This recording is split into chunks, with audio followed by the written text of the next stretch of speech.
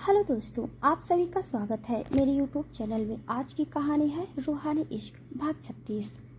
कबीर मंगलसूत्र को अपनी उंगलियों में घुमाते हुए, शिविन को लगता है कि ये धागा तुम्हारी हिफाजत करेगा। उसे लगता है कि ये उसकी जीत का प्रतीक है, लेकिन आज ये उसकी हार की पहली निशानी बनेगी। कबीर ने जैसे ही ये किया, राधिका गुस्से में उसे एक जोरदार थप्पड़ मारती है। तुम्हारी हिम्मत भी कैसे हुई इस मंगलसूत्र को छूने की?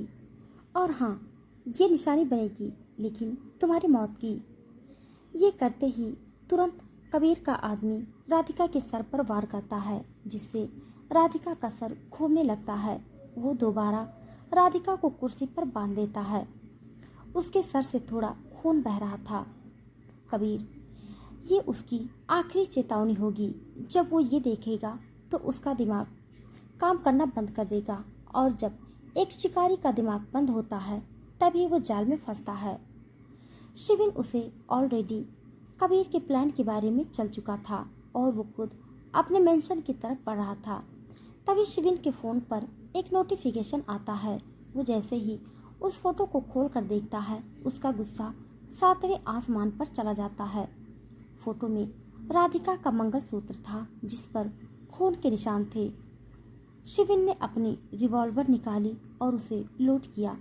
उसकी खामोशी आने वाली कत्ले आम की आहट थी। कबीर, तुमने दोबारा अपनी गलती दोहराई है, लेकिन इस बार मेरी राधिका को बीच में लाकर खुद अपनी मौत को बुलावा दिया है तुमने। इस बार तुम्हें मुझसे कोई नहीं बचा सकता। इस वक्त पूरी सिटी सील हो चुकी थी। ईशान, केशव और खुद शिविन और उसके आदमी पूरे शहर में फैले हुए थे, और शहर की सारी पुलिस इस वक्त सिर्फ राधिका को ढूंढने में लगी हुई थी। कबीर, जिसे लगा था कि शिविन उसे ढूंढ नहीं पाएगा, तभी उसके आदमी उसे खबर देते हैं कि इस वक्त पूरा शहर उसकी तलाश में है और शिविन जल्दी यहाँ पर भी पहुँच जाएगा। कबीर कहीं ना कहीं ये ज़रूर जानता था कि अगर शिविन ने उसे ढूंढ लिया तो इस बार वो उसे नहीं छोड़ेगा। राधिका धीरे धीरे जैसे अपनी आंख खोलती है तो नोटिस करती है कि इस वक्त कबीर और उसके आदमी वहाँ नहीं थे, और मौका मिलते ही राधिका अपने हाथ और पैर पर बंधी रस्सी को खोलने की कोशिश करने लगती है। इस कोशिश से राधिका के हाथ और पैर पर भी चोट पहुँच गई, लेकिन किसी भी तरह उसने अपनी रस्सियाँ खोल दी, और वो जैसे ही वहाँ से भागने वाली थी तभी पीछे से कबीर की आवाज़ आती है, हिलने की कोशिश भी मत करना राधिका। कबीर राधिका के कुछ दूरी पर था और उसने राधिका पर गन पॉइंट की हुई थी, लेकिन इस वक्त वहाँ सेम टाइम पर शिविन, ईशान और केशव और बाकी सभी के साथ वहाँ पहुँच जाता है। वो देखते हैं कि कबीर ने राधिका पर गन पॉइंट की हुई थी। शिविन, कबीर, अपनी गन नीचे फेंक दो, क्योंकि तुम्हारे पास अब बचने का कोई रास्ता नहीं है। तुम्हें चारों तरफ से घेर लिया गया है। कबीर गुस्से में शिविन को देखते हुए बोला, नहीं शिविन, मैं इतनी जल्दी नहीं मरूंगा, और अगर मरूंगा भी तो इससे पहले राधिका को मारूंगा, क्योंकि मैं जानता हूँ कि उसके बाद तुम तड़पोगे, और मैं सिर्फ तुम्हें तड़पते हुए देखना चाहता हूँ, पल पल मरते हुए देखना चाहता हूँ। इतना कहकर कबीर अपनी गन को लोड करता है और राधिका की तरफ चला देता है, जिससे सब चौंक जाते हैं। राधिका राधिका अपनी आंखें बंद कर लेती है। तभी ईशा, जो अभी वहां पहुंची थी, बिना देर किए राधिका को धक्का देती है, जिससे राधिका नीचे गिर जाती है और गोली ईशा को लग जाती है। ईशा! राधिका तुरंत जमीन पर बैठ जाती है और रोते हुए बोली, ईशा, ये तुमने क्या किया? ईशा अपनी धीमी और कांपती आवाज में राधिका को देखते हुए बोली, मेरे होते हुए तुम्हें कुछ नहीं हो सकता। और इतना कहते ही वो अपनी आंखें बंद कर लेती है। ईशान और शिविन दोनों हैरान परेशान हो जाते हैं। वो दोनों ईशा की तरफ भागते हैं। ईशान उसे अपने बाहों में लेते हुए बोला, ईशा, ईशा प्लीज उठो। ईशान के चेहरे पर ईशा को खोने का डर साफ झलक रहा था। राधिका भी रोते हुए ईशा का नाम चिल्लाई जा रही थी। केशव तुरंत एम्बुलेंस को कॉल करता है। ईशान गुस्से में बिना कुछ सोचे समझे कबीर पर अंधाधुंध गोलियां चला देता है। कबीर बेजान जमीन पर पड़ा था, लेकिन ईशान अभी भी गोली चलाए जा रहा था, जिसे शिविन किसी तरह कंट्रोल करता है। City hospital. Isha operation room में एडमिट थी और बाकी सब रूम के बाहर डॉक्टर के बाहर आने का वेट कर रहे थे। शिविन राधिका को संभालते हुए और ईशान बार बार इधर उधर अपने ख्यालों में घूम रहा था। ये सब मेरी गलती है। ना मैं ईशा से वो सब कुछ कहता और ना ही उसे अकेले जाने देता, तो शायद वो भी मेरे सामने बिल्कुल ठीक होती। लेकिन मैं हर बार गड़बड़ कर देता हूँ। भगवान जी प्लीज़ ईशा को बिल्कुल ठीक कर दो, पहले जैसे। मैं दोबारा ऐसी गलती नहीं करूँगा। मैं उसे खोना नहीं चाहता। राधिका रोते हुए शिविन से बोली, शिविन ईशा ठीक हो जाएगी ना? उसे कुछ होगा तो नहीं? शिविन राधिका का हाथ पकड़कर उसके आंसू साफ करते हुए बोला, ईशा को कुछ नहीं होगा, वो बिल्कुल ठीक हो जाएगी और वो तुम्हें ऐसे रोते हुए नहीं देख सकती है, तो तुम बस शांत हो, उसे कुछ नहीं होगा।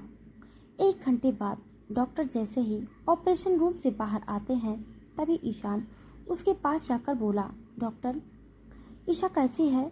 वो ठीक है ना? उसे कुछ हुआ तो नहीं? राधिका और शिविन भी उनके पास जाते हैं। डॉक्टर उन सब को देखकर बोले, डोंट वरी, अब वो खतरे से बाहर हैं। हालांकि अभी उन्हें पूरे आराम की ज़रूरत है, लेकिन अब खतरे की कोई बात नहीं है। कुछ देर बाद उन्हें होश आ जाएगा। आप सब उनसे मिल सकते हैं और उनकी अच्छे से ध्यान रखिएगा, क्योंकि उन्हें रेस्ट की काफ़ी ज़रूरत है। इतना कहकर डॉक्टर वहाँ से चले जाते हैं। राधिका ईशा के पास बैठकर उसके होश में आने का इंतज़ार कर रही थी। कुछ घंटे के बाद जैसे ईशा अपनी आंखें खोलती है, राधिका उसके पास ही बैठी थी। राधिका जैसे ही नोटिस करती है कि ईशा को होश आ गया है, वो तुरंत उसे गले लगाती हुई बोली, ईशा तू ठीक है ना? हमसे कितने डर गए थे और तेरा दिमाग खराब था जो तू बीच में आ गई। अगर तुझे कुछ हो जाता तो तुझे ऐसी हरकतें करनी ही क्यों होती हैं? ईशा मुस्कुराते हुए बोली, मतलब मुझे आंखें खोलते हुए 1 मिनट भी नहीं हुए और तूने डांटना शुरू भी कर दिया। और आप क्यों टेंशन ले रही हैं? मुझे कुछ तो हुआ ही नहीं है और कुछ होने वाला भी नहीं है। तो है ना, इतनी टेंशन न ले। तभी शिविन भी वहाँ आ जाता है। ईशा को देखकर बोला, अरे साली साहिबा जी, उठ गई आप? तबीयत कैसी है आपकी? आप तो हम सबसे भी एक कदम आगे चलती हैं। वे सब ऐसे ही कुछ देर तक बातें करते हैं। ईशा नोटिस करती है कि ईशान अब तक भी उससे मिलने नहीं आया है। ईशान एक कॉल अटेंड करने के लिए बाहर चला जाता है और जब राधिका देखती है कि ईशा की नज़रें ईशान को ढूंढ रही हैं, वो मुस्कुराकर उसे देखकर बोली, वैसे ईशा सच कहूँ तो मुझे लगता है कि ईशान के दिल में तुम्हारे लिए ज़रूर कुछ है, क्योंकि मैंने उनकी नज़रों में तुझे खोने का डर देखा, तेरे लिए वो फिक्र देखी। जब से तू हॉस्पिटल में एडमिट है, वो एक पल के लिए भी चैन से नहीं बैठा है। ईशा राधिका की बात ध्यान से सुनकर मुंह बनाते हुए उसे देखकर बोली, अगर इतनी फिक्र है तो मुझे देखने के लिए क्यों नहीं आया? मुझे कब से होश आ गया है, लेकिन अब तक आकर मुझे ये तक नहीं पूछा कि मैं कैसी हूँ। तो काहे की फिक्र? ईशान रूम के बाहर दीवार के सहारे आंखें बंद करके खड़ा हुआ था। राधिका उसके पास जाकर उसके कंधे पर हाथ रखकर बोली, ईशान जाओ और ईशा से मिल लो, क्योंकि अगर तुमने अब आगे कदम नहीं बढ़ाया तो बहुत देर हो जाएगी। इसीलिए इस वक्त सिर्फ अपने दिल की सुनो, क्योंकि सच क्या है ये तुम भी जानते हो और मैं भी जानती हूँ। ईशान राधिका की बातों का इशारा समझ जाता है और राधिका सिर्फ इतना कहकर वहाँ से चली जाती है। ईशान किसी तरह अपनी हिचकिचाहट को साइड में रखकर अंदर जाने का फैसला करता है। वो इतना नर्वस आज से पहले कभी नहीं था। उसकी धड़कनें तेज हो रही थी, लेकिन ईशान किसी भी तरह खुद को कंट्रोल करके रूम में एंटर करता है, जहां ईशा आराम से आंखें बंद करके लेटी हुई थी। लेकिन ईशान के आने से उसकी आंखें खुल जाती हैं। वो ईशान को देख रही थी जो धीरे धीरे उसकी तरफ कदम बढ़ा रहा था। वो एक पल के लिए रुका और दूसरे पल बिना कुछ सोचे उसने ईशा को गले लगा दिया, जिससे ईशा एकदम चौंक गई। I am sorry, I am really sorry Isha. आज तक मैंने जो कुछ भी तुम्हारे साथ किया मुझे माफ़ कर देना। ईशान ईशा से दूर होता है लेकिन वो उससे नज़रें नहीं मिला पा रहा था और दूसरे पल वो बिना कुछ कहे वहाँ से चला जाता है और ईशा उसे मुस्कुराते हुए देख रही थी। एक हफ्ते के बाद अब ईशा बिल्कुल ठीक थी और वो मेंशन में ही रह रही थी और उसके साथ साथ ही ईशान भी। जहाँ ईशान उसका ख्याल रख रहा था वो अपनी फीलिंग से अनजान नहीं था, लेकिन अभी तक भी उसने अपने दिल की बात ईशा को नहीं बताई थी। सुबह का वक्त राधिका जैसे उठती है वो देखती है कि शिविन रूम में नहीं था। राधिका उठकर शावर लेकर ग्रे एंड ब्लैक कलर की कॉटन साड़ी में तैयार हो जाती है। राधिका जैसे ही नीचे जाती है वो नोटिस करती है कि शिविन नीचे भी नहीं था, लेकिन इससे पहले वो किसी से कुछ पूछ पाती तभी ईशा पीछे से आकर उसे गले लगाकर बोली, हैप्पी बर्थडे मेरी जान। Thank you. राधिका हर रोज की तरह आज भी मंदिर में जाती है और गरीबों को दान करती है। वापस घर आने पर राधिका ईशा से शिविन के बारे में पूछती है तो वो बताती है कि शिविन आज जल्दी ही ऑफिस के लिए निकल गया। अच्छा, जल्दी से यहाँ पर बैठ, मैंने आज तेरे लिए तेरा पसंदीदा खाना बनाया है क्योंकि इतने सालों बाद आज मैं तेरे साथ तेरे बर्थडे पर हूँ। तुम कुछ स्पेशल करना था, वरना मैं खुद अच्छे से बनाकर नहीं खाती। शिविन के अलावा सब राधिका के बर्थडे विश कर चुके थे, लेकिन राधिका को सिर्फ शिविन की विश का इंतज़ार कर रही थी। लेकिन उसका इंतज़ार धीरे धीरे उदासी में बदल रही थी। वो मेरा बर्थडे कैसे भूल सकते हैं, सबको याद है, बस उसे ही नहीं। रात का सन्नाटा रघुवंशी मेंशन को अपनी आगोश में ले चुका था, लेकिन राधिका के दिल की धड़कनें आज कुछ अलग ही राग अलाप कर रही थी। जैसे ही उसने अपने कमरे में कदम रखा उसकी नज़र बेड पर रखे एक मखमली बॉक्स पर पड़ी। साथ में एक छोटा सा नोट था जिसकी खुशबू ही शिविन की मौजूदगी का एहसास करा रही थी। इसे पहनकर छत पर मेरा इंतज़ार करो। राधिका ने कांपते हाथों से बॉक्स खोला। अंदर एक गोल्डन शिफॉन साड़ी थी जिसका कपड़ा इतना बारीक था कि हाथ लगते ही फिसल जाए। जब राधिका छत की सीढ़ियों से ऊपर आई तो ठंडी हवाओं ने उसके बदन को छुआ। साड़ी का बैकलेस ब्लाउज उसकी पूरी पीठ को खुला छोड़ रखा था, जिसे बस एक सुनहरी डोरी ने संभाल रखा था। उसने सामने देखा और उसकी सांसें वहीं थम गई। पूरी छत मोमबत्तियों की मध्यम रोशनी में नहा रही थी। लाल गुलाब की पंखुड़ियों का फर्श पर बिछा था और हवा में चमेली की भीनी खुशबू खुली थी। तभी अचानक एक तेज आवाज़ के साथ आसमान अतिशवासी से भर गया। जलते हुए सितारों ने ऊपर लिखा, हैप्पी बर्थडे नूर। राधिका की आंखों में नमी तैर गई। इससे पहले कि वो खुद को संभालती, दो मजबूत हाथ पीछे से उसकी कमर पर आकर टिक गए। Happy birthday Mrs Radhika Shivin Raghuvanshi. Shivin की भारी और मदहोश कर देने वाली आवाज़ उसके कान के पास गूंजी। शिविन ने ब्लैक शर्ट पहनी थी जिसके ऊपर के बटन खुले थे और स्लीव्स को कोहनियों तक मोड़ रखा था। उसने राधिका को अपनी तरफ घुमाया। चांदनी और मोमबत्तियों की रोशनी उसके चेहरे पर खेल रही थी।